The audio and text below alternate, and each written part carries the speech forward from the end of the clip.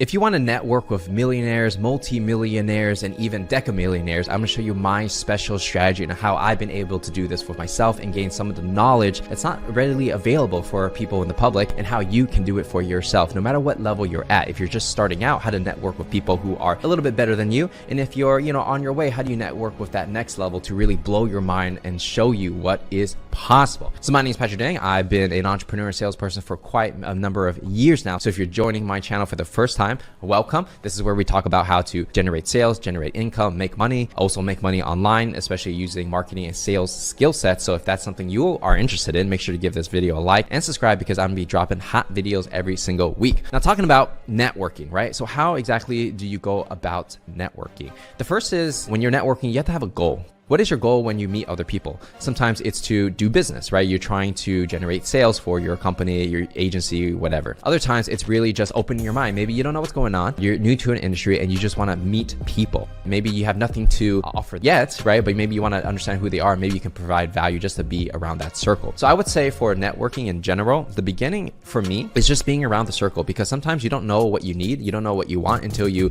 understand what kind of people you're dealing with, so that you can create opportunities, right? It's like, for example, for me, one of the things that's been very helpful, especially for me in the crypto space, is that I get to meet a lot of entrepreneurs by joining different clubs, buying different NFTs to get access to these clubs, having a friend that invites me to a dinner that has a bunch of other entrepreneurs who invite me to other things. And so the list goes on. And so my goal here in the beginning was really just to meet people, to network with them, then to maybe work on something with them in the future. And then as I got to meet more people, I changed my goal to, there's two specific things. Number one is I have a particular service that I'm trying to sell to them. And if they're interested, they would be a great fit, because I want to work with very talented entrepreneurs. So that is my goal. And number two is, how do you provide value so that they actually want to work with you, right? So providing value is, for me, it's helping people with marketing, helping them with sales, helping them with story, narrative, and helping them get exposure by putting them on my YouTube channel. And so when I go to these things, I kind of have those things in mind, right? And so the first key for you guys is, what is it that you want?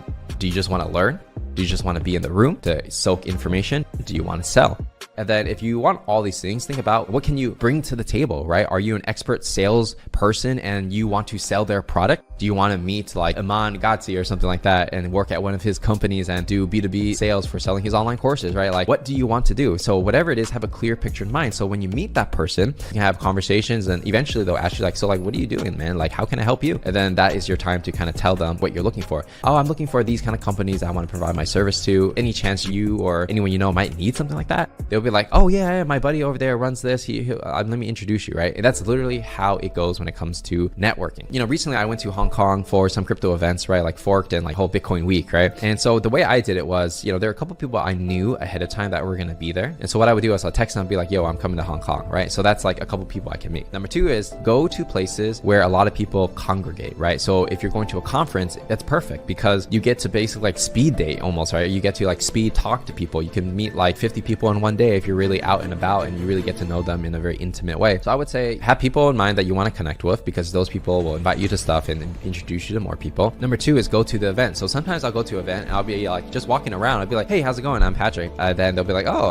hi, I'm Samantha, right? And then you just start a conversation, and I would just say like, so like, what are you doing here, right? And they would tell you about what they do. They ask you what you do, and then you try to see if there's synergies of like how you might be able to work together, how you might be able to refer them business if you can, or how they might be able to refer you business, right? And the name of the game really is understanding that it's okay for nothing to happen. It's okay to make a friendship, a relationship, the start of something. And then maybe down the line, as you get to know each other more and maybe an opportunity comes, they'll bring you in. There are times where I met somebody, just randomly. I would say like, hey guys, I'm going to Japan. Hit me up in the DMs if you're around. Someone hit me up. We had coffee. And then a couple months later, they actually got me a client for a particular service. And then that was a good thing. Sometimes you never know where these relationships go, especially for smaller communities, because if you're known as that guy that's really good at XYZ, then people will come to you. So like for me in crypto, and especially NFTs and Web3, I'm known as somewhat of a YouTuber, a content creator. So when anybody has a project that they want to promote, they usually come on my YouTube channel. And then from there, I get to soak game. I get to ask them a lot of things, because most of the time they'll be more successful than I am, but I'm the one interviewing them. So I have access to them, and I get to learn as much from that interview and then talking to them off camera, right? And so that is a form of networking.